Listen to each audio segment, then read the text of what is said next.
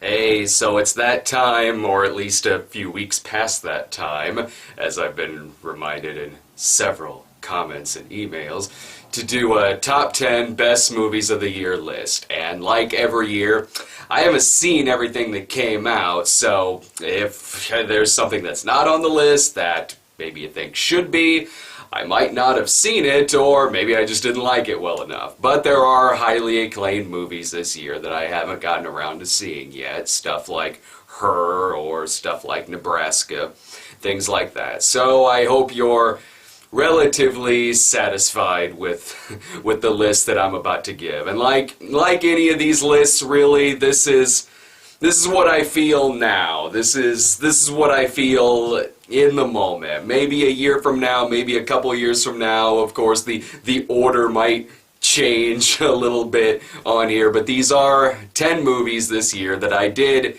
absolutely love. So let's take a look at them. Number 10, The Secret Life of Walter Mitty. Yeah, this is the I don't give a fuck about the critics, I love this movie entry. Walter Mitty was easily one of the more relatable characters in movies for me this year. Hell, the movie itself made me actually want to get on a plane, and that's near impossible. I really dug the character, mainly because of my common practice of staring off into space for large amounts of time, envisioning myself doing anything but standing and staring.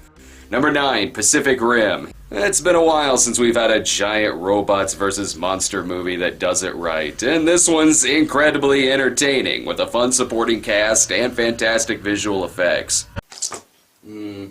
Yes, the effects may have been good there, buddy, but according to the Academy, they weren't Lone Ranger good. Number 8, Gravity. It's easy to be wowed by the movie's technical qualities, but mixed in with an insanely suspenseful story of survival and fantastic acting, it's a movie that certainly lived up to its hype for me. The suspense was so engaging that even the cheesy as hell symbolism didn't bother me that much. It's popular, so it sucks.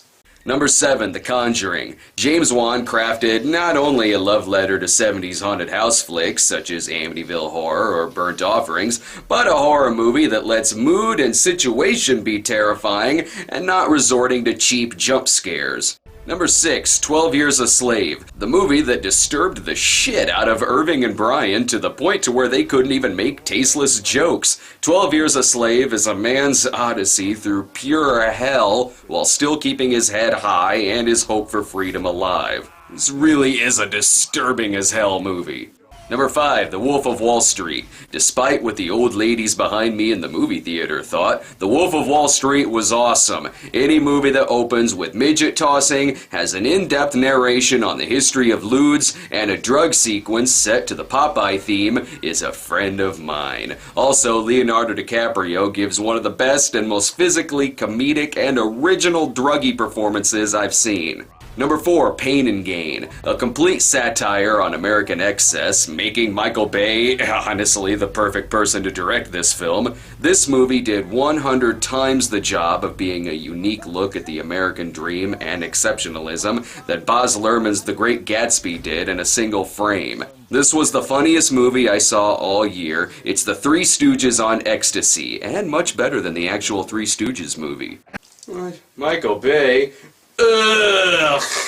Number 3, American Hustle. It's the movie that shows you, hey, a little bit of political corruption isn't so much of a bad thing. The movie's got a sweet 70s backdrop, a great ensemble cast, and some great character conflict with Christian Bale, a con man brought in to help take down corrupt politicians who quickly realizes that, shit, some of these guys are doing very good work. Number 2, Dallas Buyers Club. Matthew McConaughey appears to be the Oscar frontrunner for this flick, and if he wins, it's well fucking deserved. Another story of survival and pure human endurance, this time set during the mid-80s AIDS crisis. McConaughey's physical transformation here is haunting work. And dear God, if you don't have any kind of heart in you, this movie will give you one and tug at it for 2 solid hours.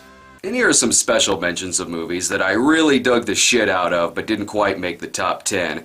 Joseph Gordon-Levitt's very funny Don John, Iceman, which was given a limited 2013 release after appearing in a few festivals, or as I like to call the movie, 500 Reasons Why Michael Shannon is Awesome, the entertaining as hell eye candy Oblivion, Nick Cage back in dramatic form with The Frozen Ground, the comedy showcase film This Is the End, Sarah's favorite movie of the year Rush, The Hobbit, The Desolation of Smaug, which I expected to snore through, but surprisingly ended up loving it, The World's End, which was a really sweet movie about booze and growing up that kind of went a little overboard in the last couple minutes, but nevertheless was a great mixture of funny and serious, and Prisoners, where Hugh Jackman gave one of the more underrated performances of the year.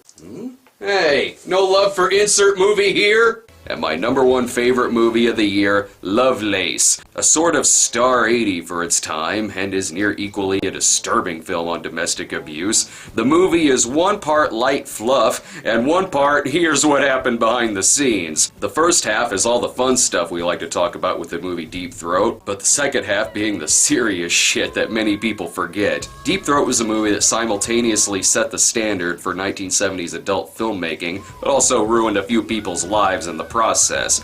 Linda Lovelace may be a controversial figure, but you can be a fan of the 70s and 80s adult films like I am, but still agree that what happened to Linda Lovelace was fucked up. Even though this is a story that I and many people already knew about from just common knowledge or documentaries, this was still a movie that stuck with me since I saw it last summer, and I can't possibly recommend this movie enough. It's my list of the 10 best movies of the year, or as we call, killing time before the worst movies of the year list. I probably won't get around to doing that this week, but that'll be something we work on next week to get posted up on the site. So, until then. Good times, bad times, honestly, I wasn't really listening. I disagree with all of that. What the fuck am I reading?